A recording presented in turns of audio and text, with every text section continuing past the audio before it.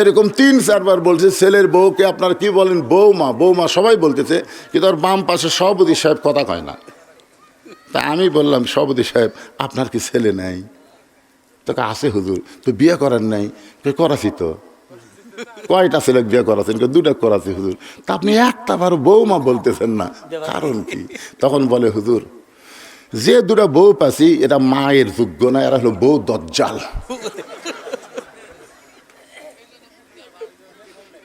এই জন্যে বৌমা শব্দটা উচ্চারণ করতেছে না। আজও বাংলাদেশে অনেক বেটার বৌমায়ের যোগ্যতা হারায়া তারা বাড়িতে বউ দজ্জাল হয়ে আছে। কথা কর না কেন ভাইজান? আরে বউ দজ্জাল কে রে? মায়েরা যারা পর্দার অন্তরে আছেন, আমি কার কথা বলবো? আমার নিজেরটার কথাই বলতে যে কয়েকদিন আগে 5 পীর একটা মাহফিল হয়ে গেল। মাহফিল তো না, ইসালে সওয়াব, বিশাল একটা মেলা হয়ে গেল, 5 পীর মেলা। তো আমার বউ এক তালিকা এনে, মেলা হচ্ছে রোববারে আর শুক্রবারের দিন আমাকে তালিকা দেখাচ্ছে যে এই কয়েকজনক দাওয়াত দেওয়া লাগবে। তা আমি দেখলাম আমার শ্বশুর শাশুড়ি, শালা, শালার বউ, ভয়রা আমার শালি, আমার শালির আবার জামাই, তার মেয়ে, এইগুলা দেখলাম 13-14টা নাম লিখছে। আমি খেয়াল করে দেখলাম আমার গ্রুপের একটাও নেই, মানে সব বইয়ের গ্রুপ, আমার গ্রুপের একটাও নেই। আমি গেলাম, কে গো, তাহলে তোমার গুলা সবগুলো দাওয়াত দেবো, তাহলে আমার গুলা আপনার গুলা পরে দিবেন, এক সময় পরে, এক সময় দেবেন, একবারে এত ল্যাপতোষক আছে? ওরে বাবারে, কি বুদ্ধি দেখছেন! হুজুরের বউ বলতেছে এত ল্যাপতোষক আছে, তাই আপনার গুলা পরে দিবেন, গরমের সময় দিবেন। হ্যাঁ, প্রত্যেক বাড়িতে এইরকম বউ আছে না নাই? জোরে কান আছে না নাই? নিজের গুলা পছন্দ করে, শ্বশুর গোষ্ঠীর একটাকেও পছন্দ করে না। এরা কিন্তু বৌমা হওয়ার পারবে না, এরা হলো বউ দজ্জাল। ওমর ফারুক বললেন, মা আমার আব্দুল্লাহর সঙ্গে তোমাকে বিয়াটা দিয়া তোমাকে বৌমা বানায় আমার বাড়িতেই তোমাকে অধিকার দিবার চাই। মেয়েটা মুসকে মুসকে হাসার বলে, আমির আল মুমিনিন, আপনার আব্দুল্লাহর চাইতে ভালো ছেলে কি দুনিয়াতে নাই? আপনি কিন্তু বলেছেন ইসলাম আমাকে একটা ভালো ছেলের সঙ্গে বিয়ে বসার অধিকার দিয়েছে। আপনি যে ছেলেটার নাম বললেন আব্দুল্লাহ, ওই আব্দুল্লাহর চাইতে ভালো ছেলে কি দুনিয়াতে নাই? ওমর ফারুক বললেন, মা আমার চোখে বর্তমানে আমার আব্দুল্লাহর চাইতে ভালো কোনো ছেলে চোখে পড়ে না। মেয়েটা বলতেছে, আমির আল মুমিনিন, আপনার চোখে যদি ভালো ছেলে না পড়ে, আমি একটা ছেলের নাম বলি, দেখেন তো ছেলেটা কেমন লাগে। ওমর ফারুক চমকে উঠছে, কে রে? এই মেয়েটা জেলখানায় বন্দি ছিল, সেই মেয়েটা ভালো ছেলের কি নাম বলবে? মেয়েটা বলতে, ছেলেটার নাম হলো হোসাইন, মায়ের নাম হলো ফাতেমা, বাবার নাম হলো হজরত আলী, আর নানার নাম হলো মুহাম্মাদুর রাসূলুল্লাহ। এখন আপনি বলেন, আপনার আব্দুল্লাহ ভালো না হোসাইন ভালো? আপনাকেও বলা হচ্ছে না। ওই মেয়েটা হজরত উমরকে লক্ষ্য করে বলতেছেন, আপনি বলেছেন একটা ভালো ছেলের সঙ্গে আমার বিয়ে বসার অধিকার আছে, তাহলে এখন আপনার কাছেই জানতে চাই, আপনি আব্দুল্লাহকে ভালো বললেন, আমি এখন প্রশ্ন করি আব্দুল্লাহ ভালো না হোসাইন ভালো? সঙ্গে সঙ্গে হজরত ওমর মাটির দিকে তাকায়া চোখের পানি পড়তেছে, গাল বয়ে টস টস করে, মাথা তুলে বলতেছে, মা আমার আব্দুল্লাহর চাইতে হোসাইন লক্ষ কোটি গুণ ভালো। মেয়েটা বলতেছে, তাহলে হোসাইনের মতন ভালো ছেলে থাকতে আপনার আব্দুল্লাহর সঙ্গে বিয়ে বসবো কেন? ভালো ছেলের সঙ্গে বিয়ে বসার অধিকার যখন আল্লাহ ইসলাম আমাকে দিয়েছে, তাহলে হোসাইনের সঙ্গে আমি বিয়ে বসতে চাই। ওমর ফারুক জীবনে কোনোদিন ঘটকালি করে নাই। মেয়েটাকে নিরাপদ আশ্রয় দিয়ে পরন্ত বিকেল বেলায় হজরত আলীর বাড়ির দরজায় আসসালামু আলাইকুম আহলাল বাইত, সাথে সাথে কোরআন থেকে একটা আয়াত তেলাওয়াত, ইলা ফালা তানহার। আল্লাহ নবীর সুন্নত, আপনি যখন কোনো মুসলমানের বাড়ির যাবেন, বাড়ির দরজার যা খটখটি না করে প্রথম কি দেওয়া লাগবে? সালামটা আপনারা দেন, আসসালামু আলাইকুম ইয়া আহলাল বাইত। এই সালাম দেওয়ার সঙ্গে সঙ্গে উমর ফারুক বললেন, আম্মা সাইলা ফালা তানহার। হযরত আলী বাড়ির ভিতর থেকে চমকে গেলেন, যেই ব্যক্তি সালাম দিল সে তো হজরত ওমরই হবে। তাহলে ফকিরের আয়াত কেন তেলাওয়াত করলেন?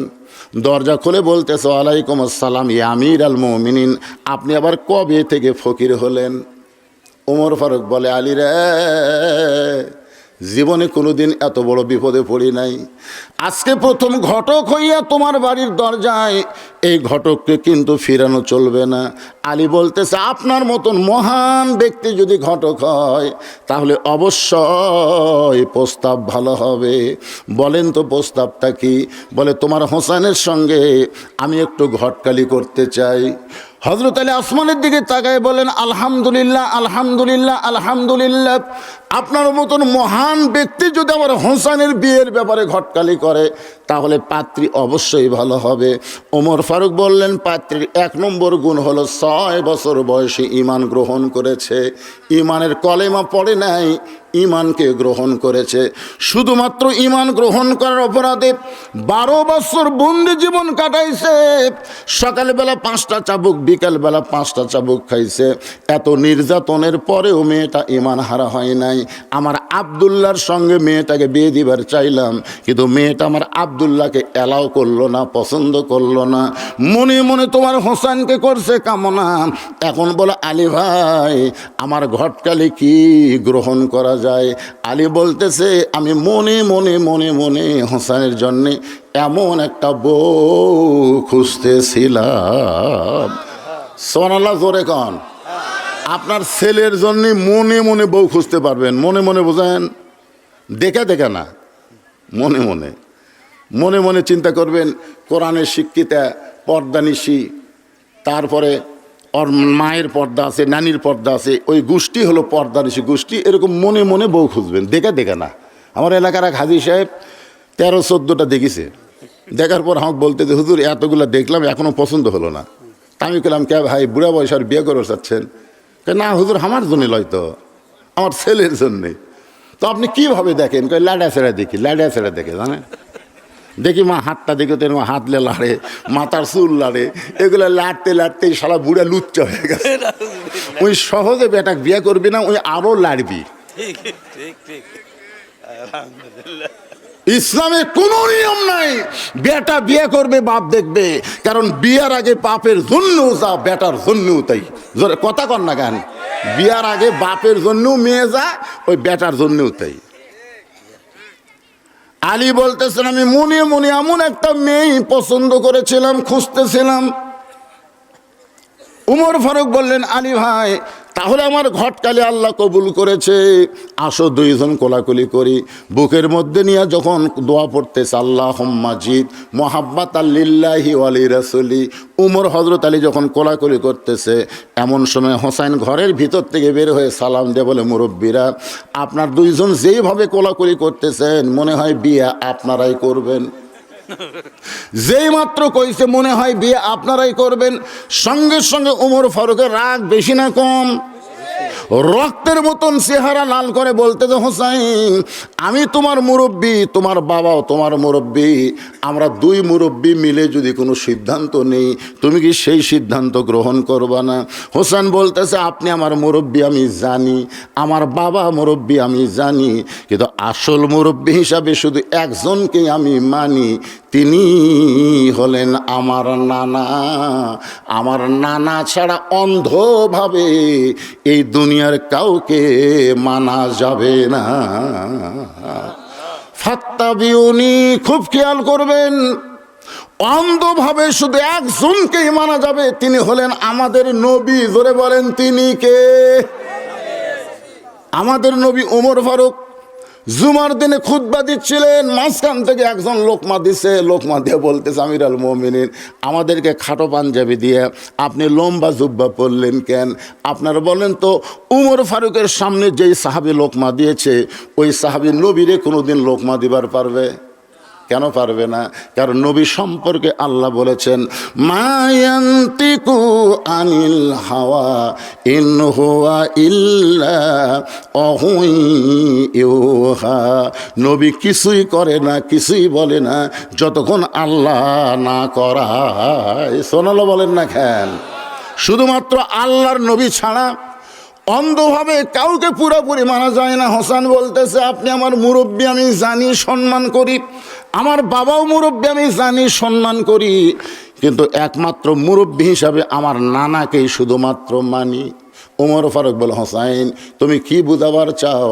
হোসাইন বলতেছে, তাহলে শোনেন, আজ কয়েকদিন আগে আমি স্বপ্নে দেখলাম আমার নানা ঘরের মধ্যে আরাম করতেছে। আমি দরজা দিয়ে বললাম, নানু ভাই, আমি হোসাইন একটু আপনার কাছে যাবার চাই। আমার নানা বলতেছে, খবরদার, এখন দরজা খোলা যাবে না, আমি এখন জান্নাতের মধ্যে আরাম করতেছি।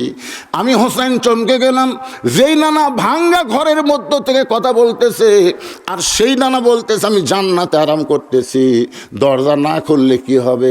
আমি একটা জানলার পাল্লা দেয়া ভিতর দিকে তাকায় দেখি আমার নানি উড়াতকে বালিশ বানায় দিছে, আর সেই উরুর উপরে আমার নানা শুয়ে আছে। আমি রাগ করে বললাম, নানা ভাই, নানির উড়াতকে বালিশ বানায় শুয়ে থাকলেই কি জান্নাতে থাকা যায়? আল্লাহ নবী বলেন, হোসেন রে, তুই ছোট্ট মানুষ, তুই বুঝবি না ভাই, তোর নানির মতন বউ যদি কেউ ঘরে পায়, ওই ঘরটা আল্লাহর জান্নাত হয়ে যায়।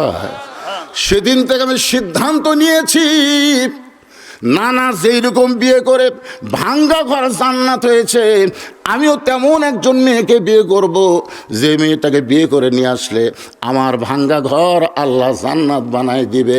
কারণ ভাবিয়া করিও কাজ, করিয়া ভাবিও। আজকে অধিকাংশ সংসারে অশান্তি এই শালি বইয়ের কারণে। কথা কন না কেন, কথা কন না কেন? এই জন্যে ভাবিয়া করিও কাজ, করিয়া ভাবিও না। হ্যাঁ, হোসেন বলতেছে, মুরব্বী আপনি জানেন, আজ কয়েকদিন হলে আমার বড় ভাই হাসানকে আমি গোপনে গোপনে কাঁদতে দেখছি। আজ কয়েকদিন হলে আমার সামনে হাসে, গোপনে কান্দে। আমি একদিন হাসানকে বললাম, কে রে ভাই, ছোটো ভাই আমরা গলা ধরে দুই ভাই বেড়াইছি, আজকে তুই গোপনে গোপনে কান্দিস কেন? হাসান বলে, এমনি এমনি, সরল সোজা তো। হাসান আবার অবিকল আল্লাহর নবীর মতো, ধরে কান সুবহানাল্লাহ। হোসেন বলে, ভাই কেন কান্দো? হাসান বলতেছে, আমি কেন কান্দি এই কথা যেন কাউরে বলিস না ভাই, আমার ভাগ্য বড় খারাপ, তোর ভাবি অত্যন্ত খারাপ। হাসান রাদিয়াল্লাহু যাকে বিয়ে করেছিল তার নাম হলো জায়েদা। জোরে বলেন, তার নাম কি? জায়েদা হলো কুটনি। এর কাছে ওর কথা, ওর কাছে ওর কথা, ওর কাছে, এরকম কিছু মেয়ে মানুষ গ্রামে আছে না নাই, যাদের কারণে গোটা গ্রামে শান্তি। এই জায়েদার মতন একটা মেয়ে ছিল, নাম হলো হাসিনা। জোরে কার নাম কি? আপনারা বলেন তো, যতদিন ছিল কোনো শান্তি ছিল? কথা বল না কেন? একটু মনোযোগ দিয়ে শুনবেন। আর একটা মেয়ে ছিল খালেদা। জোরে বলেন, আর একটা মেয়ের নাম কি? 2-3 ট্রাম ক্ষমতায় ছিল, কিন্তু বাংলাদেশের একটা আলেমের হাতে হাত করা পড়েছে। আপনারা কি দেখছেন? যার কারণে বেগম খালেদা জিয়া দুনিয়ার থেকে বিদায় নিল। তার জানাজায় গোটা পৃথিবীর ভিতরে এত মানুষ হয় নাই, সেই মানুষ তার জন্য দোয়া করে দিল। তবে আমরা আল্লাহর কাছে একটা শুকরিয়া আদায় করব।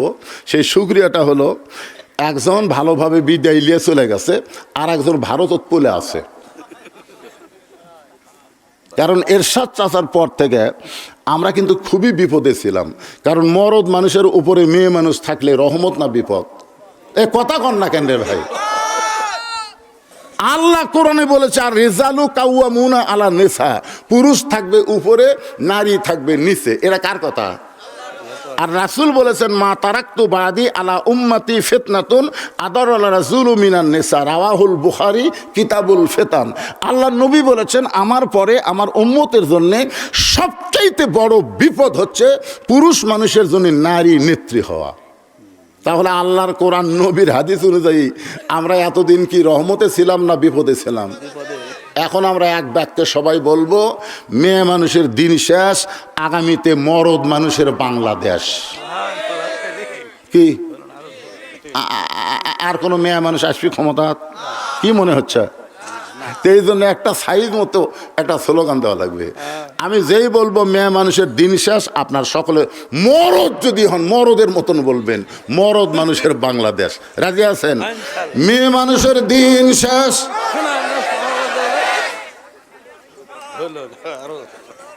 হাসে হাসে যা হাসে আলহামদুলিল্লাহ। মানে এতদিন মেয়ে মানুষের তলে থেকে পুরুষ মানুষ কি হবে জানেন? যেই বাড়িতে দেখবেন মেয়ে মানুষের গলা জোরে হয়, ওই বাড়িতে পুরুষ মানুষের কণ্ঠ নিচু। জোরে কোন কথা ঠিক কিনা? আপনাকে এই গ্রামে খোঁজরা দেখবেন, যেই বাড়ির মেয়ে মানুষ চিল্লাচিল্লি বেশি করে, ওই বাড়ির পুরুষ মানুষ হিজড়া ঢপা হয়। জোরে কোন কি ঢপা হয়? হিজড়ে। এতদিন মেয়ে মানুষ আমাকে মাথার উপর ছিল, আমাকে রেখে স্বভাবটা কিরকম হয়ে গেছে, দুর্বল। তো আগামীতে একটা চান্স আছে, আছে না নাই? কথা কন্টে ভাই, আছে না নাই? একটু মনোযোগ দিয়ে শুনবেন। হোসাইন বলতেছে, আমির আল মুমিনিন, আমার নানা যেমন বিয়ে করেছে আমি তেমন একটা বিয়ে করতে চাই। ভাবিয়া করিও কাজ করিয়া ভাবিও না। আস্তে করে হোসাইন বাবার হাতটা ধরে বলে, বাবা আপনি সত্যি করে বলেন তো, আমার মা আপনার কেমন বউ ছিল? আপনি সত্যি করে বলেন বাবা, আমার মা আপনার কেমন বউ ছিল? আপনি যেমন আমার মাকে বিয়ে করে ভাঙ্গা ঘর জান্নাত পাইছেন, আমার নানা যেমন বিয়ে করে ভাঙ্গা ঘর জান্নাত হয়েছে, আমি তেমন একটা মেয়েকে বিয়ে করতে চাই। ওমর ফারুক বললেন, হোসাইন আমি যেই মেয়ের ঘটকালি করতেছি বাবা, এই মেয়েকে যদি তুমি বিয়ে করো তাহলে তোমার ঘরটাও আল্লাহ জান্নাত বানিয়ে দেবে। হোসাইন বলতেছে, আমির আল মুমিনিন, আপনার মুখের কথাই আমি মেয়েটাকে বিয়ে করব না। ওমর ফারুক বলে, তাহলে তুমি কি চাও? হোসেন বলতেছে, আমি সেই মেয়েকে বিয়ে করব যে মেয়ে আমার 3টা প্রশ্নের উত্তর দিবার পারবে। আমার আঙ্গুলের দিকে তাকান, কয়টা? যে মেয়েটা আমার 3টা প্রশ্নের উত্তর দিবার পারবে, আমি সেই মেয়েকে বিয়ে করব। ওমর ফারুক বলে, হোসাইন তুমি কি 3টা প্রশ্ন করবে? হোসাইন বলতেছে, আমি যাকে বিয়ে করব তার সামনেই প্রশ্ন আউট হবে, দুনিয়ার অন্য কারো সামনে আমি প্রশ্ন প্রকাশ করব না। ওমর ফারুক বলে, আলী ভাই তোমার হোসেন যে 3টা প্রশ্ন করবে এ সম্পর্কে তোমার ধারণা কি? আলী বলতেছে, আজকে জীবনের প্রথম শুনলাম। ওমর ফারুক বলে, যেই প্রশ্ন আমিও জানি না তুমিও শোনো নাই, সেই প্রশ্নের উত্তর মেয়েটা কেমনে দিবে? আমার ঘটকালি আল্লাহ কবুল করে নাই। ওমর ফারুক কানতে কানতে মেয়েটার কাছে গিয়ে বলে, মা আমার আবদুল্লাহকে বিয়ে কর, আমার আবদুল্লাহর সঙ্গে বিয়ে হলে তোর জীবন শান্তিময় হয়ে যাবে।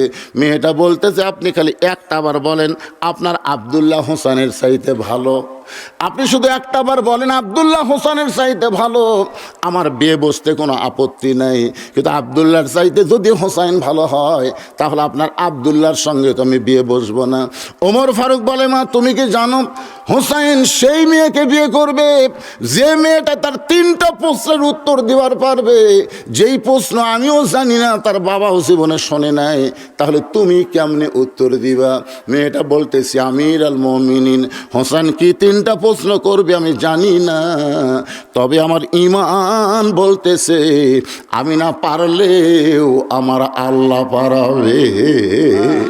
ইন্নাল্লাযীনা ক্বালু রাব্বুনাল্লাহু সুম্মা ইসতাকামু তাতানাজ্জালু আলাইহিমুল মালায়েকা আল্লা তাখাফু ওয়া লা তাহজানু ওয়া আবশিরু বিল জান্নাহ। আল্লাহু আকবার। মেয়েটা বলতেছে, হোসেন কি 3টা প্রশ্ন করবে আমি জানি, এজরকান আমি জানি, কিন্তু আমার ঈমান বলতেছে আমি না পারলেও আমার আল্লাহ পারাবে। গোটা বাংলাদেশ ঘুরে ঘুরে ঘুরে ঘুরে এই বছর আমি যতটুকু দেখলাম, আমার ঈমান বলতেছে আগামীতে আল্লাহর কোরআন সংসদে যাবে। এটা আমার ঈমান বলতেছে। এখন কি হবি আল্লাহ ভালো জানে। আপনাকে কিছু জানা লাগবে না, আপনাকে কিছুই জানা লাগবে না। আপনারা কি আলো অন্ধকার কিছুই চিনেন না? এই ধরে কোন অন্ধকার আলো কিছু চিনেন না আপনারা? যেই কোরআনকে আল্লাহ কি বললেন? নূর বললেন, আলো বললেন, যার কারণে আমরা স্লোগান দেই আল কোরআনের আলো। রে ঘর ঘর কে রে, ঘর ঘর কি? এই তোরা একটু চাপাই তো, এদিকে তোরা এক গ্রুপ হয়ে গেছো কেন বারা? ময়না রে ময়না, এদিকে চাপ আসো দেখি। এটা দেখছেন এমন এক গ্রুপ আছে, হায় হায়।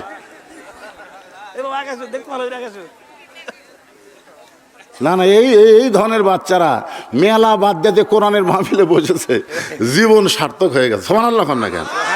এরকে মা আসলেই ভালো পারে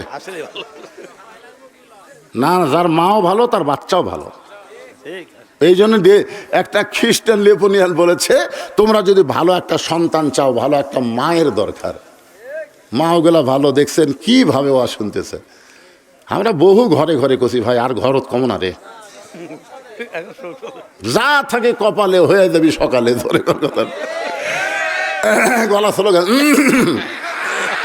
আল কোরআনের আলো,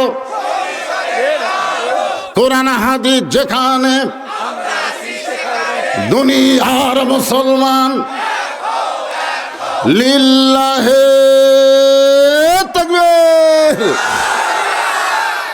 একটা হিন্দু পর্যন্ত বলতেছে কোরআন যদি সংসদে যায় আমরা ন্যায্য অধিকার পাবো। একটা বৌদ্ধ পর্যন্ত বলতেছে কোরআন যদি সংসদে যায় আমরা ন্যায্য অধিকার পাবো। আর এই বিএনপি আওয়ামী লীগ বুঝতেছে না, এরা স্লোগান দিচ্ছে না। আমি দেখলাম তো মাঝে মধ্যে থেকে স্লোগান ওঠেনি কি, এই বিএনপি যারা করেন, আপনারা জানেন শহীদ প্রেসিডেন্ট জিয়াউর রহমানকে যখন হত্যা করা হলো চিটাগাঙ্গে, তার কাছে একটা বিপ কেস ছিল, জানেন আপনারা? ওই বিপ কেস মনে করছিল যে একেবারে ব্যাংকের চেক বই আছে, ডলার মলার আছে, অস্ত্র ফস্ত্র আছে, বহু কিছু আছে, এই মনে করে ওই বিপ কেস ওখানে খোলে নাই। ঢাকাত নিয়ে এসে খোলার পরে দেখে বিপ কেসের মধ্যে দুইটা মাত্র জিনিস, একটা হলো জায়নামাজ আর একটা হলো কোরআন। ধর্ম নিরপেক্ষ সংবিধান ছিল। শহীদ প্রেসিডেন্ট জিয়াউর রহমান বিসমিল্লাহির রহিম দিয়ে শুরু করলো, ধরে কোন কথা ঠিক কিনা? আর ইসলামের মূল মন্ত্র কি ভাইজান? সেই বিএমপি রে, আল্লাহর ওলি রে। আরাফার ময়দানে গেলে দেখা যায় শহীদ প্রেসিডেন্ট জিয়াউর রহমান কত বড় আল্লাহর ওলি। ওখানে যারা গেছে তারা নিজের চোখে দেখাচ্ছে। নিমের গাছের তলে যখন বসলাম, কিছুক্ষণ পর একটা বাতাস উঠলো, বুঝলেন? মনেই হচ্ছে না দুনিয়ার বাতাস, মনে হয় নিমের গাছের পাতা দিয়ে আল্লাহ জান্নাতের বাতাস হাজিদের গায়ে দিচ্ছে। গাছের দিকে দেখলাম সাজারাতুল জিয়া, গাছের নাম হলো জিয়া গাছ।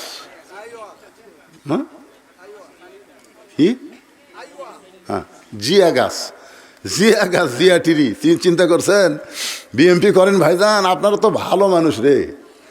আপনাকে বেগম জিয়ার জানাজাত কত লোক হলো, আর কত নেতা মূর্তিতে কুদতেও যায় না, কথা কয় না। তো এই জন্যে আওয়ামী লীগ বাদ দেয়, ওর কখন বাদ দিল, বাদ দিয়ে বিএমপি, জামাত, তাবলিগ, পিউর মুরিদি, হাত পাকা রে পাকায় হোক, সব মিলে কোরআনের পক্ষে একটা স্লোগান ডাঁটের দেওয়া লাগবে। জনগণ যেন বুঝবার পারে হুজুর একলা নাই, হুজুরের সামনে হাজারো আল্লাহর বান্দারা আছে, এরা যেন বুঝবার পারে। গলা খাঁকারে দেন। আল কোরআনের আলো, কোরআন হাদিস যেখানে, দুনিয়ার মুসলমান লিল্লাহে তাকবীর। মেয়েটা বলতেছে আমির আল মুমিনিন হোসেন কি তিনটা প্রশ্ন করবে আমি জানি না, তবে আমার ঈমান বলতেছে আমি না পারলেও আমার আল্লাহ পারবে। ওমর ফারুক এক দৌড়ে চলে আসছে হযরত আলীর বাড়িতে। আলী বলতেছে কিছুক্ষণ আগেই কাঁদতে কাঁদতে চলে গেলেন, আবার ফেরত আসলেন কেন? ওমর ফারুক বলতেছে তারিখ করবার আছি, তারিখ। হোসেন বলে কিসের তারিখ? ওমর ফারুক বললেন বিয়ার তারিখ না, তুমি যে তিনটা প্রশ্ন করবা সেই প্রশ্নের উত্তর দিবার পারবে কি পারবে না তারই তারিখ। আলী বলতেছে যেই প্রশ্ন আপনিও শোনেন নাই আমিও জানি না, সেই প্রশ্নের উত্তর মেয়েটা কেমনে দিবে? ওমর ফারুক বলে আলী রে, ইমানের বলে বলিয়ান হয়ে যখন কোনো মানুষ কথা বলে, ওই মানুষ তখন একলা থাকে না, ওই মানুষের সঙ্গে ইমানের মালিক আল্লাহ থাকে। আমাদের ভিতরে ইমান আছে না নাই? ভারত আমাকে ভয় দেখাচ্ছে জানেন। কয়েকদিন আগে ভারতের এক উগ্রপন্থী মন্ত্রী বলেছে বাংলাদেশের কতগুলো মৌলবীরা কোরআন তেজত জয়া খালি রাজনীতি করে, যে সব দেখা হলো শেষ, আগামীতে দেখবো কোরআনের বাংলাদেশ। ওই মন্ত্রী ভারত থেকে বলতেছে এই যে মৌলবীরা জানে না যে বাংলাদেশের তিন দিকে ভারত, একদিকে সাগর, যদি আমরা ধরি এই মৌলবীরা পলানা রাস্তা পাবি না, সাগরও চুবড়ে মরবি, এমন একটা হুমকি দিছে বুঝলেন। আমরা বলে সাগরও চুবড়ে মরম। আমি ফেসবুকে লিখলাম কেরে ন্যাংটির বাচ্চারা, এই তোরা যে সাগর আমাকে দেখাস এর চাইতে বড় সাগর মুসা নবীর সামনে ছিল, আল্লাহ সাগরকে রাস্তা বানায় দিল। তাহলে আমাকে সেই আল্লাহ আছে না নাই? তোরা তিন দিক থেকে ধরবো, সাগর আল্লাহ রাস্তা বানিয়ে দিবি, আমরা যাবো, তোমরা যেই ঢুকবো আর আগেকার মতন চাপা খাবো, নমরু ফেরাউনের মতন চুবড়া মরবো। তোর এখান কথা ঠিক কিনা? একজন ভারতের এমপি নগেন্দ্র, এর নামগুলোও কঠিন, বলতেছে আমাদের কাছে পারমাণবিক বোমা আছে, অ্যাটম বোমা আছে, একটা বোমা যদি মারা হয় গোটা বাংলাদেশ ছাই হয়ে যাবে। তার মানে আল্লাহর কোরআন দিয়ে বাংলাদেশ চলুক ওরা পছন্দ করে না, কারণ কোরআন দিয়ে যখন বাংলাদেশ চলবে ভারতের একটা খনিও থাকবে না, সব খনি আল্লাহ বাংলাদেশের মাটির তলে পৌঁছাইয়া দিবে। কি মনে করতেছেন? এটা 2003 সালে আপনার কিছু ভূতত্ত্ববিদ এসেছিল বিদেশ থেকে, এসে বাংলাদেশের মাটির তলে তাকে দেখে হীরার খনি, সোনার খনি, তেলের খনি, কয়লার খনি, পেট্রোলের খনি, খালি খুনি রে বাংলাদেশের তলে। কিন্তু এত নিচে আছে, বুঝলেন, এত নিচে খনিগুলো আছে যে খনির থেকে ওগুলো তুলবার গেলে খরচই বেশি হবে। এটা মার হবা। কিন্তু আল্লাহ কোরআনে বলেছেন ফালিয়াবুদু রাব্বা হাযাল বাইত আল্লাযী আত'আমাহুম মিন জু'ইন ওয়া আমানাহুম মিন খাউফ। তোমরা ওই ঘরের মালিকের যখন গোলামি করবা তোমাদের রেজেকের কোনো পেরেশানি থাকবে না।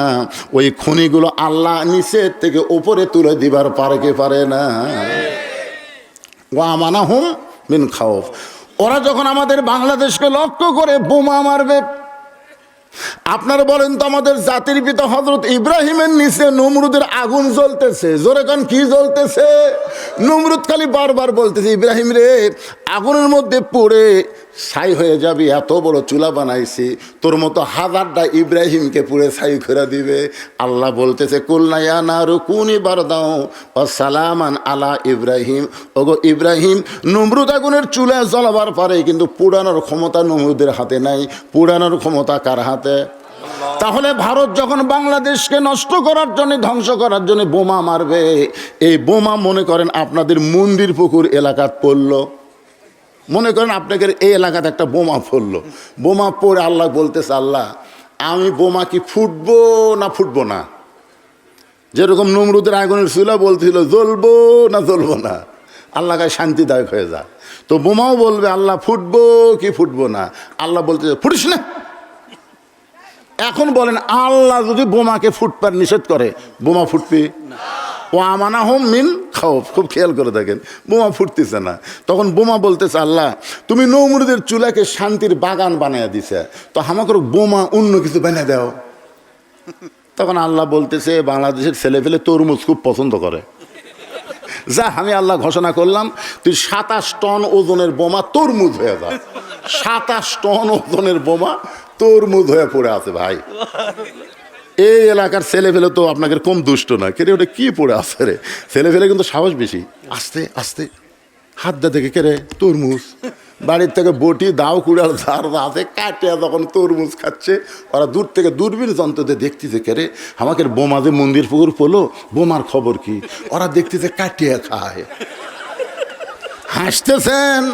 আমাকে সে আল্লাহ আছে না নাই? জোরে কেন আছে না নাই? আমরা শুধু কোরআন হাতে নিব, আল্লাহ গোটা পৃথিবী আমাদেরকে দিয়ে দিবে। জোরে কেন কথা ঠিক কিনা? দেওয়ার মালিককে। এই জন্য যেই কোরআন থেকে আলোচনা শুনতেছেন আল্লাহর বান্দার একটু মনোযোগ দিয়ে শুনবেন।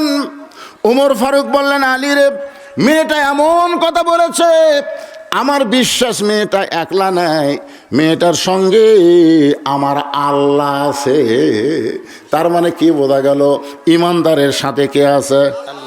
যাই বলতেছেন না আপনার সাথে কি শয়তান আছে? তাহলে জোরে সবাই বলবেন আমাদের সাথে কে আছে? আরো জোরে, ওয়া হুয়া মাআকুম আইনা মা কুনতুম। আল্লাহ বলে বান্দা বান্দি আছে যেখানে, আমি আল্লাহর পাওয়ার, আমি আল্লাহর দয়া, আমি আল্লাহর রহমত আছে সেখানে। তারিখ মোতাবেক তারিখ হয়ে গেছে। তারিখ মোতাবেক হযরত ওমর ডান পাশে বসে গেছে, আর হোসাইন বসেছে মাঝখানে, আর বাম পাশে বসে গেছেন হযরত আলী। এই যে আমাদের দিকে একটু তাকায় দেখেন, ডান পাশে হযরত ওমর বসে গেছে, মাঝখানে হোসাইন, আর বাম পাশে হযরত আলী বসে গেছে। সামনে একটা চাদর দেওয়া হয়েছে, চাদরের ওই পারে ওই সুন্দরী মেয়েটাকে বসানো হয়েছে। আপনাদের কাছে আমার প্রশ্ন হলো, সামনে চাদর দেওয়ার কারণ কি? সবাই জোরে বলেন। তার মানে কি বোঝা গেল? পর্দা। এটা কিন্তু মমতাজ পাগলির মতন একজন গায়িকা হাসিনার সময় সংসদে গেছিল। মমতাজ সংসদে গেছিল, আপনারা জানেন। ওই সংসদে গিয়ে একটা গান গাইছিল, ওরে শরীয়তের মৌলানা, আমাদেরকে লক্ষ্য করে, ওরে শরীয়তের মৌলানা চোখ দুইটা করলা কানা, মনের পর্দা বড় পর্দা তোমরা খুঁজা পাইলা না, তেতুল হুজুর বুঝলো না।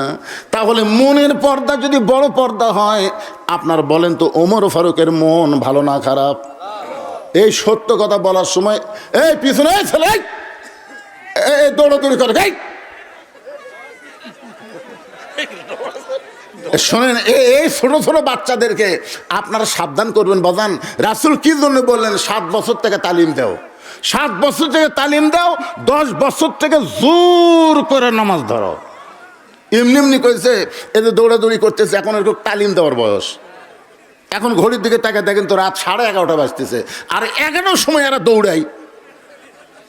আমাদের এলাকায় সন্ধ্যার সময় প্রত্যেকটা মেয়েরা ঘোড়া চেক করে হাঁস মুরগি উঠলো কিনা। সন্ধ্যার সময় লাইট দিয়ে দেখতেছে হাঁস মুরগি ঠিক মতো উঠলো কিনা। সন্ধ্যার সময় পুরুষ মানুষ গোয়াল ঘর চেক করতেছে গরু ছাগল ঠিক মতো উঠলো কিনা। কিন্তু সন্ধ্যার সময় মুরগি হাঁস, সন্ধ্যার সময় গরু ছাগল যদি চেক করে, তাহলে রাত 11:30 বাজলো। এরকে বাপ মা কুটি গেল, চেক করবি না? ও আর শুনতিস ওরা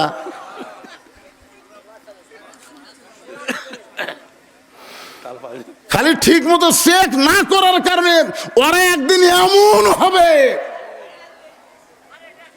সেই দিন বুঝবার পারবেন চেক করার কি দরকার। ছোট ছোট বাচ্চারা, সোনার ময়নারা সব মাহফিলে বসো, সবাই মাহফিলে বসো আল্লাহর হস্তে। প্রথম এসে যেরকম দেখলাম, বুঝলাম আমার মন ভেঙে গেছিল। কে রে, পাশে একটা সন্ধ্যার সময় মাহফিল করলাম, মানুষের জায়গা হয় না, ঝাঁকন না। সব বলে হুজুর ওয়াজ শুনে পেট ভরেনি, কি এক ওয়াজ করে চলে গেছেন, শুনতে শুনতেই মনে করেন পেট ভরাতে যা লাগে, কিন্তু সেদিকে মানুষ নাই। প্রথম আমি তা দেখলো ভাই, এদিকে টোটাল ছাপ্পা, এদিকেও ফাঁকা, কিন্তু এখন একটু কলজা ভরে উঠতেছে। যাক আলহামদুলিল্লাহ, ভরতেছে আস্তে আস্তে। কি পোলার জন্য? তাই পোলার জন্য না। আপনার বলেন তো পোলার গুরুত্ব বেশি না কোরআনের গুরুত্ব বেশি? তো বলেন কোরআনের জন্য বলেন। পোলা ওটা একটা নফল সাবজেক্ট, ফরজের মধ্যে নিয়ে আসেন কেন?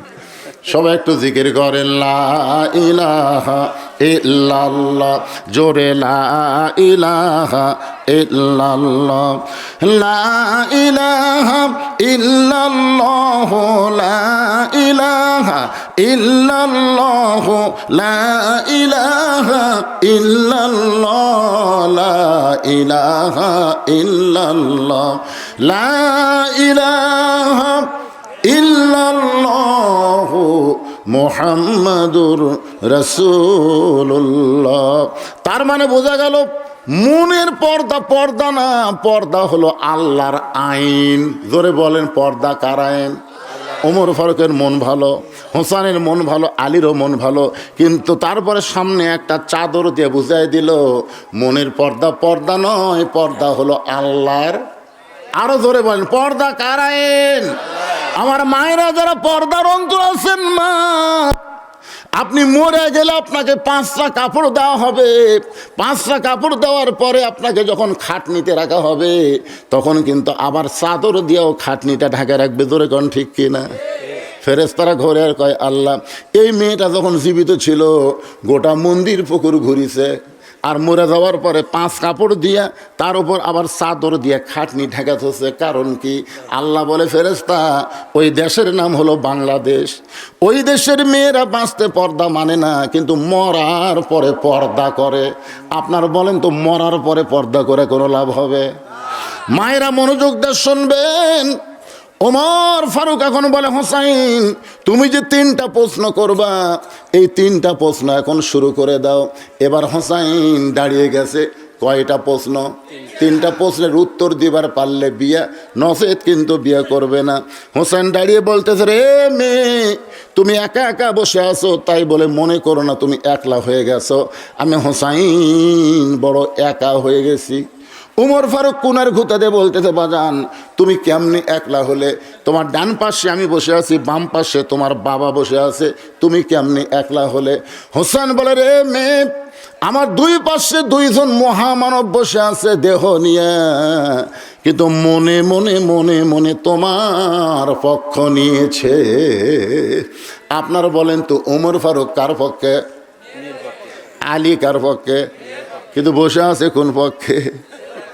তাই 12 তারিখে নির্বাচন কমিশনার যদি কোনো দলের পক্ষ নেয়,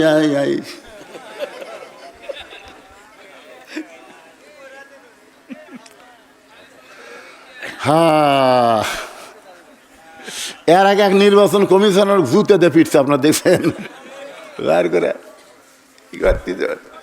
তাই আমি বলবো, নিরপেক্ষ জায়গায় বসে আছেন, কোন দলের পক্ষ নিয়েন না।